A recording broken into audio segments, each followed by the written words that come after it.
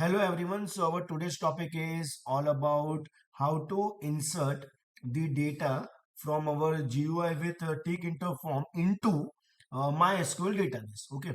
So we'll check each and every part properly of this code. First of all, we have done so many things from tkinter.ttk import everything, then tkinter import everything, then mysql.connector, and also we require message box. Okay, that's why we are writing from tkinter import message box as well. Then obviously this is nothing but the connection part. Host will be equal to localhost, user equal to root, password will be blank. And here for this code, okay, we have used database as a my database only. And then obviously we require cursor function and one object of that. So my cursor equal to mydb.cursor. Then root equal to tk, that is for the main window name, that is root. Then we have given one title also, student data, and geometry will be 500 by 400, that will be the window size. And we have total 4 labels. So you all can see 1, 2, 3 and 4, and these are nothing but the label class, and name of the label will be roll number, then name, semester, and city, and it is in the grid form. So 0 0, then 1 0, or 2 0 and 3 zeros, but it will be in first column, but row 0, row 1, row 2 and row 3. And then we have given the background color also as what pink over here. Then we have entry. Okay, and for entry also we have used grid. Entry is nothing but the text box only, but in Python tkinter we call it as an entry. So entry, and then width, size, and border also. Width if required, then you can give. This is just the decoration purpose. And so we have a 4 entry, and with that 4 entry we have used grid as a geometry pack manager. Okay, for all this, and also in this row 0, row 1, 2, 3, and column will be 1 only. And then we have a register as one of the method or function we can say. Okay, so obviously id equal to event now dot get function, that is very important. So whatever you are going to enter in your entry box, okay, using get function we can store or we can retrieve, and we can store it in the variable. So we require 4 variables, that is id, then name, semester, and city, which will extract whatever you are entering using the get function. Okay, entry box number 1, the same name which you have used over here, E1, E2, E3 and E4. Okay, and then this is obviously one simple query that insert into, now there is one table, the name of the table is student, that is inside the database my database. Okay, and 4 columns, id, name, semester, city, and all are percentage, percent s, percent s, and percent s. So first we are taking all the values from the entry box, and we are storing in these variables, which is id, name, semester, and city. Now we are writing some condition also. If id not equal to blank, name not equal to blank, semester not equal to blank, and city not equal to blank, and in between we have used and clause.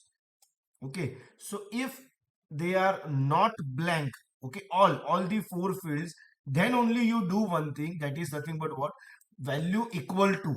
Okay, the we have stored 4 values in 4 variables, that is id, name, sam, and city. So value will be equal to id, name, sam, and city. And using my cursor, that is the cursor object dot execute, we are going to execute 2 things. One is this insert, that is our insert into query, and second is the value which in which we have those values. And then commit function. Now commit function is very important. It is related to database, that's why we have used mydb. Okay, so here you all can see we have used mydb. Okay, so mydb.commit will obviously reflect those changes which we are doing in this Python application. Okay, so it will get reflected in our MySQL database using the commit function. Okay, and then we will get one message box that will ask for okay or cancel as a 2 option, and your heading, that title will be information, and you will find one message record inserted. And once you are done with that record inserted, and if you want to clear all your entry box, then you can write e1.delete, e2.delete, e3.delete, and e4.delete. Now what is the meaning of this 0 comma and? it will erase or it will clear everything from index 0 till end. That's why it is 0 comma end. And suppose if this condition is false, so we can have a two possibility, that is in the else section. That means either it is like a one of the field is blank, or you can say that all the fields are blank. Okay.